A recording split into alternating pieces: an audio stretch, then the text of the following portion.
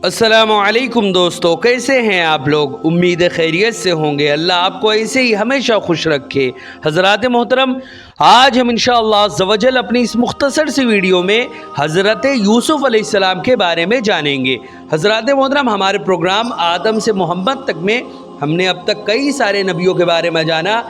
हज़रत आदम अलैहिस्सलाम, हज़रत शीस अलैहिस्सलाम, हज़रत इब्राहीम, हज़रत नूह जैसे बहुत सारे नबियों के बारे में जाना, और अभी तज़किरा हज़रत यूसुफ़ अलैहिस्सलाम का चल रहा है।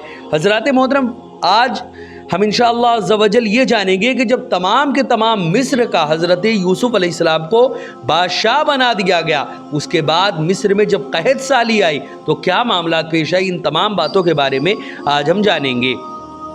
वीडियो पसंद आए तो वीडियो को लाइक करें, शेयर करें, और अगर हमारे मोहम्मदी चैनल पर नए आए हो तो इसे ज़रूर सब्सक्राइब करके बेल आइकन को भी ज़रूर दबाएं ताकि इस तरह की तमाम इन्फॉर्मेटिव वीडियोस आप तक ज़रूर पहुँचे। हज़रात मोहतरम, जैसे कि आप लोगों को मालूम है कि मैं इसी तरह दावत व तबलीग और दीन के काम को बराबर हम लोग अंजाम दे रहे हैं। इसी मकसद के पेश नज़र हमने एक मदरसा और एक जामा मस्जिद की बाज़ाब्ता बुनियाद डाली है।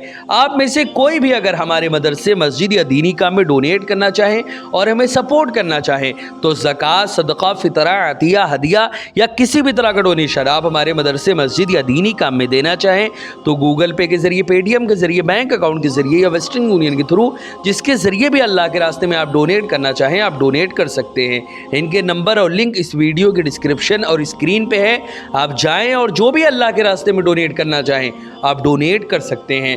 हज़रात मोहतरम, जब तमाम अहले मिस्र हज़रत यूसुफ़ अलैहिस्सलाम से गल्ला ख़रीदने लगे और तमाम के तमाम दराहिमो दनानीर यानी उनका नकदी माल और दौलत जितना भी था वो सब हज़रत यूसुफ़ अलैहिस्सलाम के पास जमा हो गया।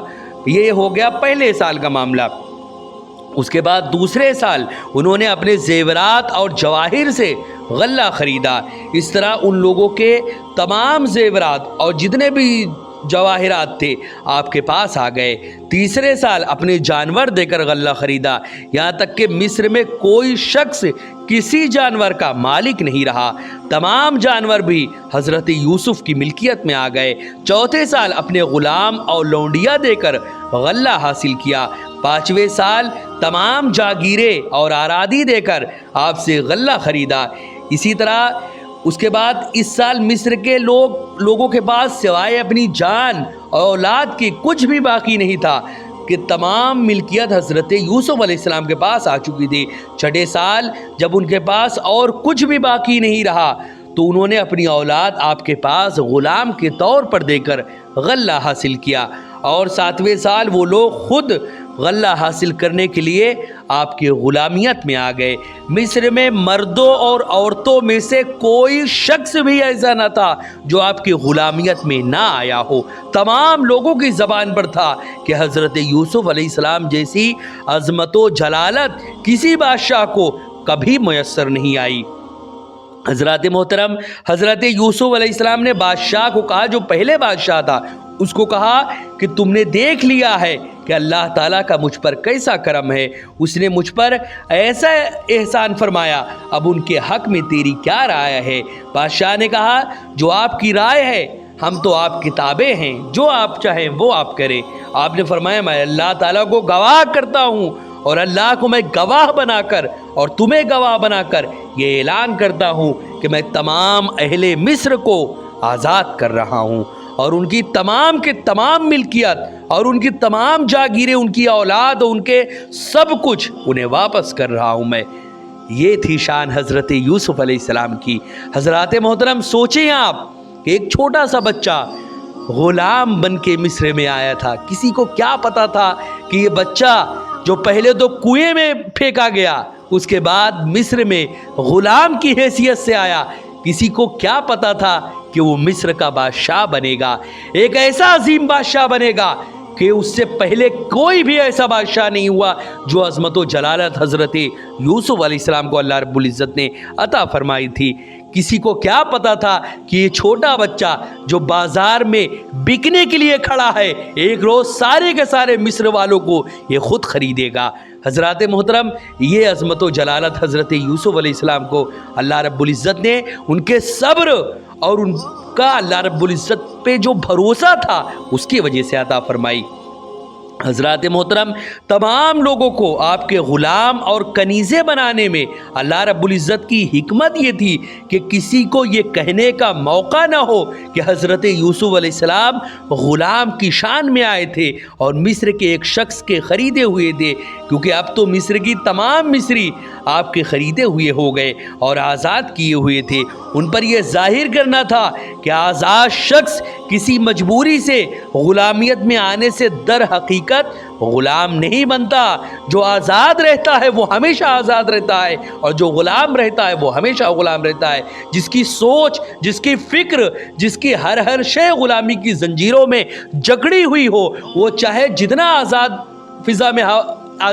فضا میں وہ سانسیں لے رہا ہو، لیکن حقیقت میں غلام ہوتا ہے۔ اور جو آزاد ہوتا ہے وہ چاہے زنجیروں میں اور اس کو جتنے بھی قید و بند کی مشقتوں میں اس کو گرفتار کر دو، لیکن وہ ہمیشہ آزاد رہتا ہے۔ اس کی فکر آزاد رہتی ہے، اس کی سوچ آزاد رہتی ہے، اور وہ ہمیشہ ایسی باتیں بولتا ہے، ایسے کام کرتا ہے جو آزادانہ رہتے ہیں۔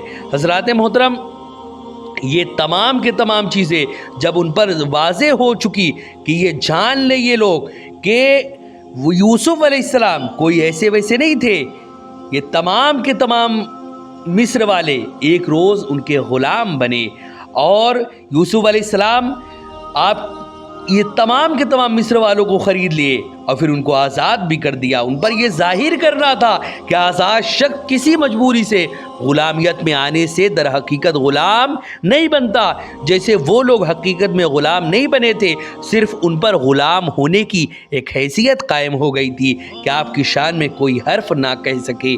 حضرات محترم، عزیز مصر کی زوجہ کی مراد کا پورا ہونا۔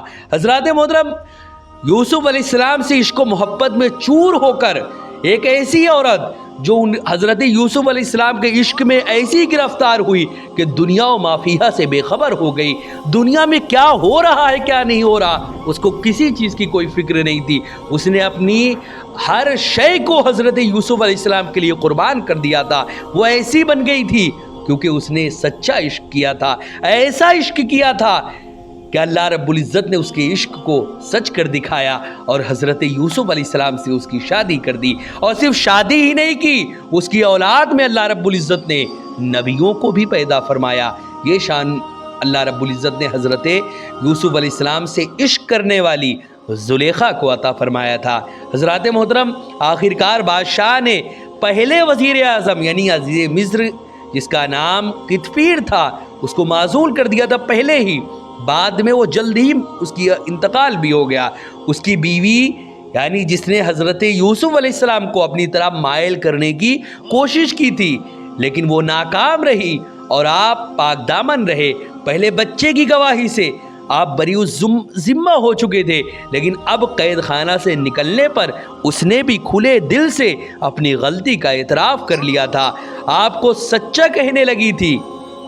عزیز مصر کی موت کے بعد بادشاہ نے اس عورت کا نکاح حضرت یوسف علیہ السلام سے کر دیا۔ آپ نے ملاقات پر اسے یہ کہا کیا یہ بہتر نہیں اس سے جو تم مطالبہ کر رہی تھی؟ یعنی نکاح جو ہے وہ ہر طرح کی بدفعلی سے بہتر ہے۔ اگر تمہیں کوئی پسند ہے تو تم اس سے شادی کرو، اس کی زندگی مت برباد کرو۔ نکاح ہی ایک ایسا ذریعہ ہے جس کے ذریعے تم کسی بھی لڑکی یا کسی بھی لڑکے کو پا سکتے ہو۔ نکاح کے علاوہ کوئی اور صورت نہیں ہے جائز جس کے تحت ہم کسی کو ٹچ کریں یا کسی کو ہم ہاتھ لگائیں، کیونکہ اللہ رب العزت نے نکاح ہی ایک ایسا ذریعہ بنایا ہے جس کے ذریعے ہم کسی کو پا سکتے ہیں۔ اور زلیخا سے حضرت یوسف علیہ السلام نے یہی فرمایا کہ کیا یہ اس سے بہتر نہیں ہے؟ یعنی یہ نکاح اس بدفعلی سے بہتر ہے جس کا تم مطالبہ کر رہی تھی۔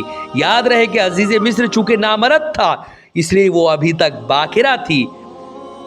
باکرہ اس عورت کو کہتے ہیں جو شادی کے بعد اپنے شوہر کے ساتھ رات نہیں گزارتی، وہ عورت باکرہ ہوتی ہے۔ اور جو عورت شادی کے بعد اپنے شوہر کے ساتھ رات گزار لیتی ہے وہ سیبہ ہو جاتی ہے، وہ باکرہ نہیں ہوتی۔ یعنی زلیخا بالکل ایسی تھی جیسے شادی سے پہلے تھی، ویسے ہی عزیز مصر سے جب ان کی شادی ہوئی تھی تو شادی سے پہلے جیسی تھی باکرہ۔ वैसे ही शादी के बाद भी थी, क्योंकि अजीज़ मिस्र जो था वो नामर्द था, औरतों को उसकी कोई भी ज़र्रा बराबर ख्वाहिश नहीं थी। मोहब्बत उसे सिर्फ़ यानी हज़रत ज़ुलेखा को मोहब्बत सिर्फ़ हज़रत यूसुफ़ अलैहिस्सलाम से थी। वो कोई बदकार या कोई बुरी औरत नहीं थी। उस औरत से हज़रत यूसुफ़ अलैहिस्सलाम के 2 बेटे भी पैदा हुए, एक का नाम इफ़्राइम और दूसरे का नाम मेशा था। हज़रत मोहतरम अज़ीज़ की ज़ौजा का नाम ज़ुलेखा था। यहाँ पर नाम को सराहतन नहीं जिक्र किया गया, क्योंकि औरत का आम तौर पर बिला मकसद नाम लेना ये बेहतर नहीं होता। पर्दा ज़्यादा मुनासिब होता है। इसमें अदब की तालीम भी दी गई है, क्योंकि अल्लाह रब्बुल इज़्ज़त फरमाता है अदब का तरीका ये है कि कोई शख्स अपनी ज़ौजा का नाम लेकर ना पुकारे, बल्कि ऐसे अल्फाज से पुकारे जिनमें वाज़े तौर पर नाम का ज़िक्र ना हो। हज़रात मोहतरम, यहाँ पर इन तमाम बातों का मकसद ये है कि औरत की को ताज़ीम देना। कुरान पाक में किसी औरत का नाम ज़िक्र नहीं किया गया सिवाय हज़रत मरियम के। उनका नाम भी सिर्फ़ इस वजह से ज़िक्र हुआ कि लोग उन्हें माज़अल्लाह अल्लाह ताला की बीवी कहते थे, तो उनका नाम अल्लाह रब्बुल इज़्ज़त ने ज़िक्र करके उनका रद्द किया कि अगर मेरी ज़ौजा होती तो मैं उसका नाम ज़िक्र ना करता। हज़रात मोहतरम, आखिरकार वो घड़ी आई अब जिसको पूरे के पूरे ज़मीन व आसमान और ज़मीन व आसमान की हर मखलूक का इंतज़ार था। हज़रात मोहतरम, वो घड़ी जिसमें हज़रत यूसुफ़ अलैहिस्सलाम के भाई हज़रत यूसुफ़ अलैहिस्सलाम के पास मदद के लिए आए। उनको पता भी नहीं था कि ये कौन बादशाह है, बस उन तक खबर पहुंची थी कि मिस्र का बादशाह एक ऐसा बादशाह है जो लोगों की मदद करता है, लोगों को गल्ले देता है और लोगों की ज़रूरतों को पूरा करता है। हज़रात मोहतरम, ये तमाम खबरें हर चार जानिब फैली हुई थी और यूसुफ़ अलैहिस्सलाम के भाई और हज़रत याकूब अलैहिस्सलाम तक भी ये खबर आ चुकी थी। उसके बाद अल्लाह रब्बुल इज़्ज़त ने सूरह यूसुफ़ में इसका तज़किरा कुछ यूँ किया कि एक रोज़ आ निकले बरादरान यूसुफ़, यानी यूसुफ़ अलैहिस्सलाम के भाई जो है वो आ निकले, उनकी खिदमत में हाजिर हुए। सो आपने तो उन्हें पहचान लिया, यानी यूसुफ़ अलैहिस्सलाम ने उनको पहचान लिया, लेकिन वो आपको ना पहचान सके। वो तो जानते थे कि मैंने यूसुफ़ को तो कुएं में डाल दिया था, निकलने के बाद उसको मिस्र ले जाकर ग़ुलामों के बीच बेच दिया गया। पता नहीं वो ज़िंदा भी है कि मर गया, कहाँ गया किसी को क्या पता। उनको तो पता भी नहीं था वो कहाँ गया। उनको क्या पता था कि मैं जिसको कुएं में डाल के जान से मारने की कोशिश कर रहा हूँ, जिसको मैं ग़ुलाम की हैसियत से मिस्र में मैं बेच रहा हूँ, वही बच्चा मिस्र का बादशाह बनेगा और मुझे ग़ुलाम की हैसियत से उनसे मदद के लिए आना पड़ेगा। किसी को क्या पता था ये बच्चा कौन है। हज़रात मोहतरम, आखिरकार वो दिन आ गया कि वो तमाम लोग हज़रत यूसुफ़ अलैहिस्सलाम के पास आए और हज़रत यूसुफ़ अलैहिस्सलाम तो उनको पहचान लिए, लेकिन वो लोग हज़रत यूसुफ़ को नहीं पहचान सके। सो जब मुहैया करा दिया, अल्लाह रब्बुल इज़्ज़त ने आगे फरमाया, सो जब मुहैया करा दिया उनके लिए उनके रसद खुराक का सामान, तो फरमाया दोबारा आओ तो ले आना मेरे पास अपने पेदरे भाई को, यानी किसको, वो भाई जो हज़रत यूसुफ़ अलैहिस्सलाम से छोटा था, यानी बिन्यामीन को।